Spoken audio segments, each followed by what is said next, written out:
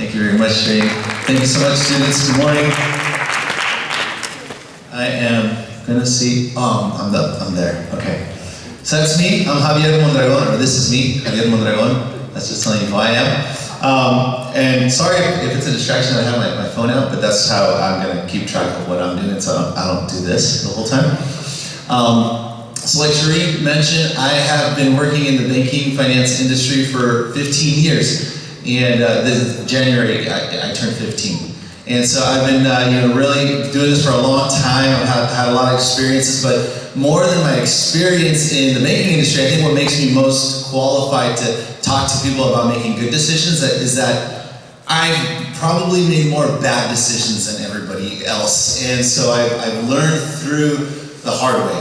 That's kind of how I like to learn. I've always been that way. And I've made a lot of mistakes financially, and so that's why I'm very passionate about talking about finances to young people. Even though I'm somebody that's in the finance industry, my background in education is not in finance, my background in education is not business administration, economics. Oddly enough, my background in education is theology and counseling. So I'm completely on the other side of the spectrum of finance, but again, I'm very passionate about people making good choices so that they can have healthy lives. And finances are a part of that. The finances are really tied to our emotions. If you don't have a lot, you're worried you don't have enough. If you have too much, you're worried about losing it. And I've worked with people that are ultra wealthy, and I've worked with people that are, in the poverty level. So I know that finances affect all of us, regardless of how much we have. Hopefully today's conversation will lead you to help you make some good decisions in your life. So, see if I can navigate these. All right, two things at once, microphone holding and clicker. So what we're gonna talk about is, if you have a pen and paper or a pad, or if you wanna make notes on your phone, that's all good. If you have your phone out, you won't bother me. We're gonna talk about a few things. We're gonna cover wages and taxes. So we're gonna talk about making money and also how fast money goes away when you have to pay taxes. And the reason why that's important is because it's important for you to know what you have to work with, okay? And so we need to understand that. We're gonna talk about budgeting, so we're gonna talk about building a good budget. Also, if it's easier for you, I love to do this whenever I go to a presentation. If you want to just take pictures of the slides, that works too. And that's a lot easier than trying to type things, I guess. So we're gonna talk about budgeting and saving, the importance of saving for your future. We're also gonna talk about credit, and we're gonna talk about banking. Some kind of like practical things that you need to know so that you don't make very common mistakes. Also, this is called Conversation About Financial Health. So if you've got a question anywhere in this, please raise your hand and you will do wonders for my ADD, because I will be happy to engage in the conversation. But I do have a very specific time frame, or else they're going to close the gate and I have to be here till 2:45, and my manager will not be happy with that. So, so if I move on quickly, that you know why.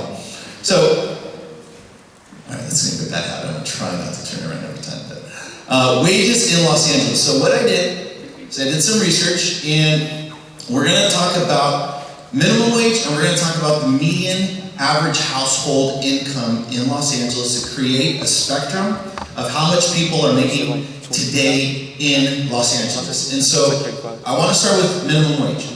So minimum wage today in Los Angeles is in July it'll be at $14.25. So I created an example here. If you're earning minimum wage, you're probably not working a full-time job, so you're probably going to be working somewhere between 20 to 30 hours. So in my example, I'm going to use 30 hours. So if you have a part-time job and you're earning $14.25, you're going to be making about $427 a week. And that would turn into $1,710 a month. Anybody really fast at math right now? What is that, a year? It's going to be like 12,000 or something. Yes! Well, no, I didn't hear you. What was that? Before I change slides. It's going to be around like 12,000. Is it up there yet?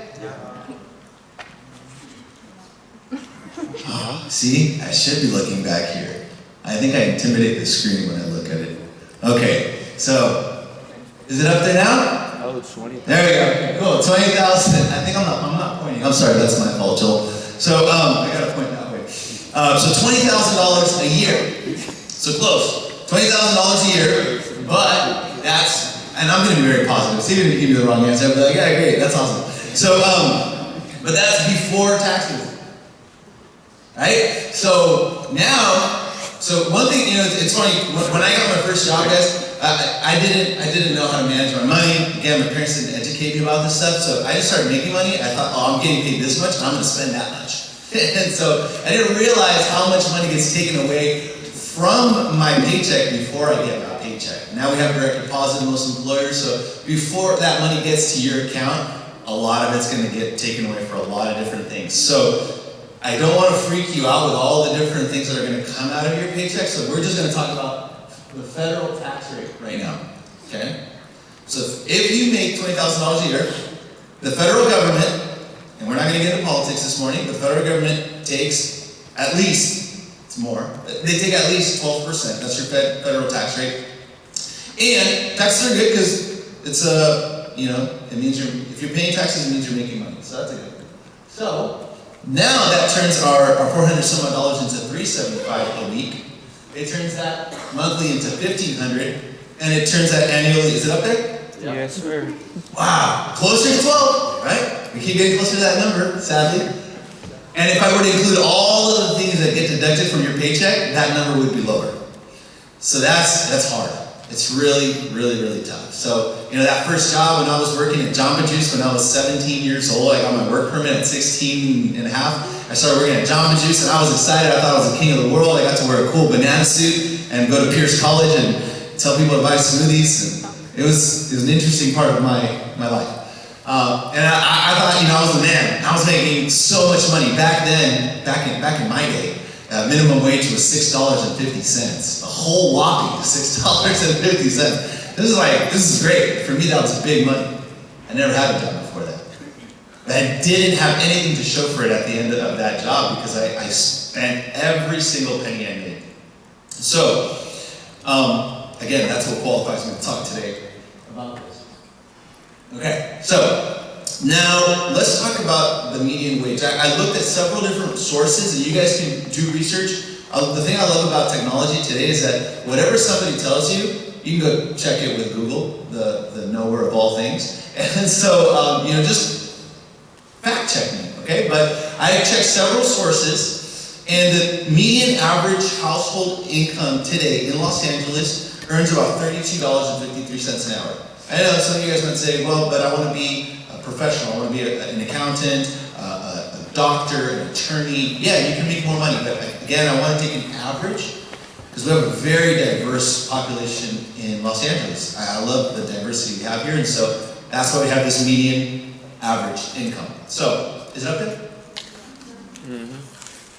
Okay. No, almost, no? 1,300. All right, cool. So, now, if you're making this kind of money, you probably have a full-time job. And so you're going to be working at least 40 hours a week. And so that would be about $1,301 in a 40-hour work week, which is $52.06 a month. Anybody really fast in that? Remember, it doesn't matter what you say, I'm still going to give you like positive reinforcement. 62. Yeah, 62, somebody nailed it. 62, is that okay? Let's go. Alright, cool. I'm gonna judge it by your guys' smiles and reactions. If like I'm managing, like, yeah, you did a good job. Okay, so it doesn't take a lot to encourage me.